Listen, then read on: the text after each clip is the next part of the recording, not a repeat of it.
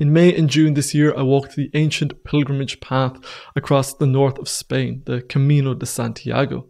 And when I got back, I thought I'd make an episode on my experiences and on the Camino itself. And I quickly found out that I had too much to say about both of these topics, so I decided to make two separate episodes. The last time I talked about my experiences of Camino, but this time I want to focus on the Camino itself. It's what it is, its history, the myths and legends that surround it. The Camino de Santiago is a Christian pilgrimage that dates back to the 9th century. It is one of the three great pilgrimages of medieval Christianity, along with the route to Rome and Jerusalem. Medieval pilgrims were fond of their insignia. Those returning from Jerusalem carried palm leaves and were known as palmers. Those returning from Rome wore the crossed keys of St. Peter and were called roamers, and those on the Camino carried scallop shells picked up from the coast beyond Santiago and were known as jaquettes, Jacques being the French name for St. James. If you walk the Camino today, you'll see one of these shells on nearly every backpack. It's the symbol of the jaquette. As far as pilgrimage sites go, Rome and Jerusalem are fairly self-explanatory. The same can't be said for this random city in the northwest of Spain, but the clue to its pilgrimage status is in the name. The city Santiago de Compostela is named after Jesus' apostle James the Greater, Santiago in Spanish, whose remains found their final resting place in the cathedral in this city. And so, from the discovery of these remains in the 9th century, this place has exerted a magnetic draw from across Europe and more recently from across the world, attracting pilgrims. Some in search of healing, some in search of God, and others, as was common in medieval times, sentenced to walk the Camino in lieu of serving time in prison. The Camino was a medieval institution. There are castles and churches built by the Knights Templar scattered along the way. There are churches gilded in gold, thanks to pilgrim donations, everywhere along the path, and a network of pilgrim hostels called albergues in Spanish, and back in the day, many hospitals. The popularity of the Camino peaked in the 12th and 13th centuries, at the same time as the Crusades were in full swing and making a pilgrimage was a cool thing. Most people couldn't be bothered going all the way to the Middle East, however, especially as it became increasingly dangerous in the later 12th and 13th centuries. And so the Camino provided the ideal outing for the aspiring pilgrim. Just as many roads lead to Rome, there are many Caminos which lead to Santiago. The Irish and British Caminos land in northern Galicia at A Coruña, and pilgrims walk 75 kilometers south to Santiago. The Camino Portuguese comes north from Porto, or at a stretch from Lisbon. The Via de la Plata comes all the way from Sevilla, but without a doubt the most popular routes are the Camino del Norte along the northern coast of Spain, and the most popular of all by a good country mile is the Camino Frances, which today starts from Saint-Jean-de-Pied-de-Port on the French side of the Pyrenees and proceeds across the north parallel to the Camino del Norte along the northern coast and makes its way to Santiago. This is the route that I walked this year along with hundreds and thousands of other pilgrims. After the long first day, you've left France behind you and arrived at the medieval monastery of Roncesvalles, a place famous for seeing the legendary Charlemagne's army given not just one but two beatings by the local Basque people in the 8th and 9th centuries. From Roncesvalles, it's 790 kilometers or 490 miles to Santiago, and another 85 kilometers, 50 miles to the edge of the world at Finisterre. The Camino Frances route passes through 4 different regions. There's the mountainous Navarre region for the first week. There's a few days in the famous La Rioja wine-producing region centered around Spain's fastest growing city, Logroño. And then we enter the massive Castile y León region for the next 300 or so kilometers. And finally, there is Galicia, where we finally come to Santiago and beyond it to Finisterre. One of the most amazing things about the Camino is how it feels like 4 or 5 different hikes. There's such a dramatic difference between the different weeks. In the Navarre region, there's lots of hills and a lot of horses with bells around their necks. Then in the Rioja, there's a sea of vineyards, which gives way in Castile y León to the flat plains of the Meseta with its oceans of wheat and oats. And finally, Galicia feels so much like Ireland with the dairy farming and small fields and that soft Galician rain. In fact, the people who settled Ireland in the Iron Age came from Galicia, which seems very appropriate. At the end of this 500-mile walk, you come to the cathedral on the hill in Santiago de Compostela. And this cathedral is filled with more gold and silver than I have ever seen in my life. But Santiago isn't the only endpoint. Apparently, the old Celts used to have their own pilgrimage in the north of Spain, where they would walk to the coast at Finisterre for a spiritual encounter with the edge of the world. It was an archetypally powerful place of ritual and initiation. When the Romans came along here, and along the way we walk along Roman roads, some of which were commissioned by the first Emperor Augustus when he was out here making war on the Asturians. The Romans built roads all the way to what they called, and is still called, Finisterre, which means the end of the world.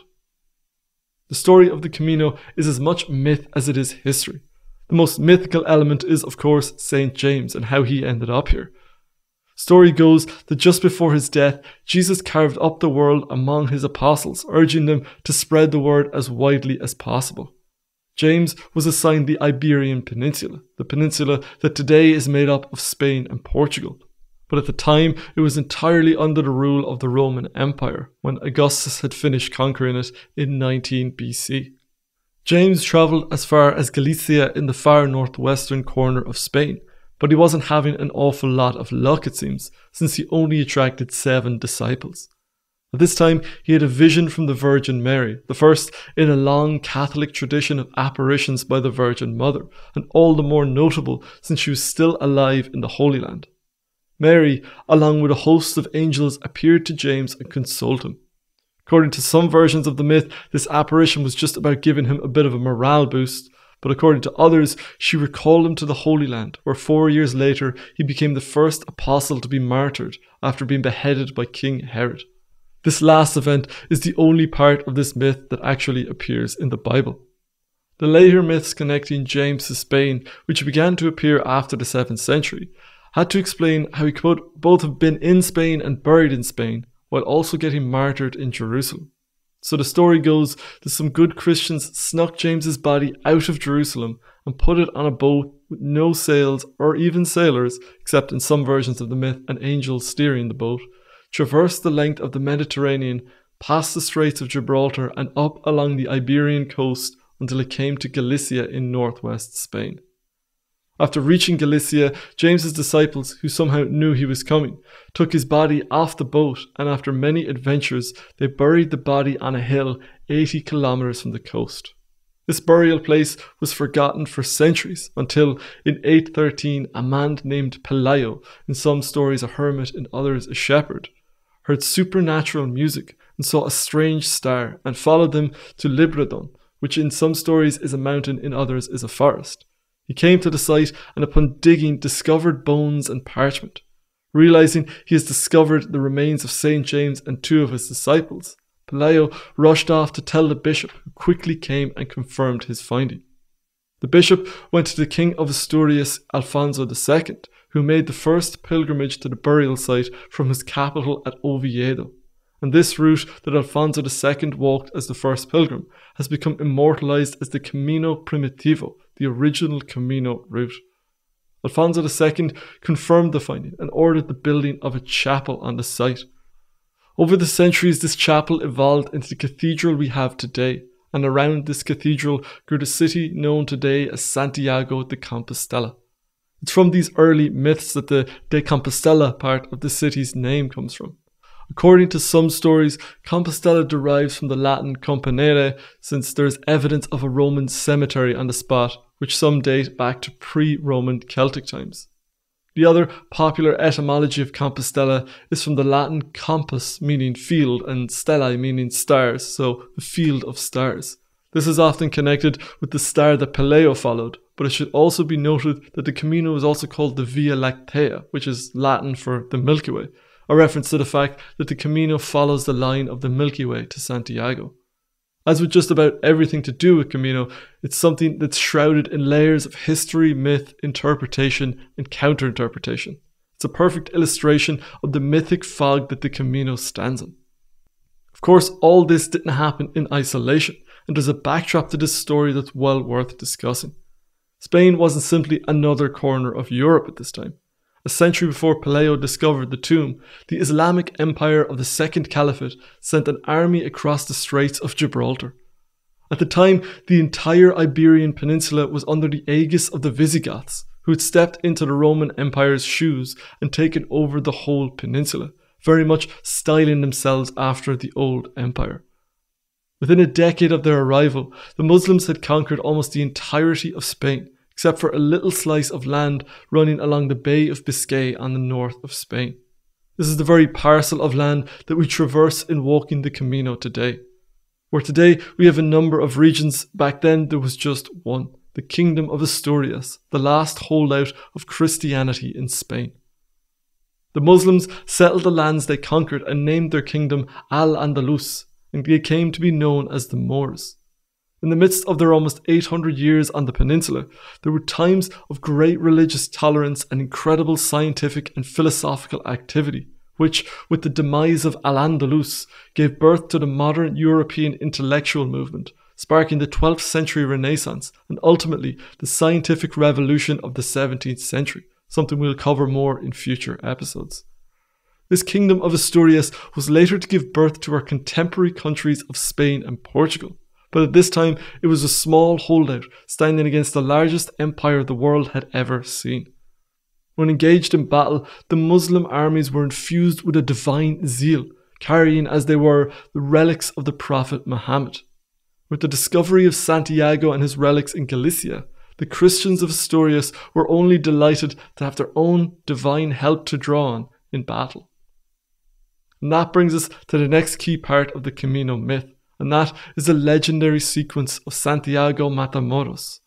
This part of the mythology begins with a demand for the Kingdom of Asturias to render a tribute of 100 virgins to the Islamic Empire every year. This tribute was duly paid for many years, until the King of Asturias, Ramiro, called a halt to the whole thing. The Muslims obviously weren't too pleased with any of this, and so it led to the legendary Battle of Clavijo. The Christians were heavily outnumbered at this battle, but they won on account of a miracle. St. James on horseback fighting at their side and killing thousands of Islamic soldiers, hence the title Santiago Matamoros, St. James the Moor Slayer. The consensus among historians nowadays is of course that all of this is pure fiction.